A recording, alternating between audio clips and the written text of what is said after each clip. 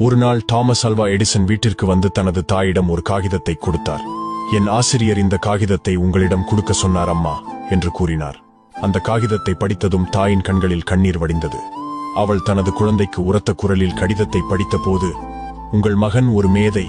இந்த பள்ளி அவருக்கு மிகவும் சிறியது. அவருக்கு பயிற்சி அளிக்க போதுமான நல்ல ஆசிரியர்கள் இல்லை. தயவு செய்து அவருக்கு நீங்களே கற்பியுங்கள் என்று அந்த காகிதத்தில் இருந்தது.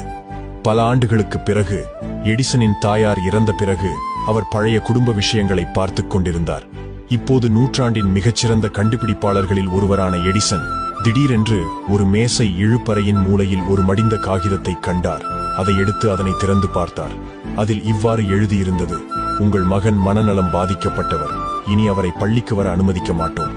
எடிசன் மணிக்கணக்கில் அழுதார். பின்னர் அவர் தனது டைரியில் இவ்வாறு எழுதினார்: தாமஸ் ஆல்வா எடிசன் ஒரு மனநலம் பாதிக்கப்பட்டவர்.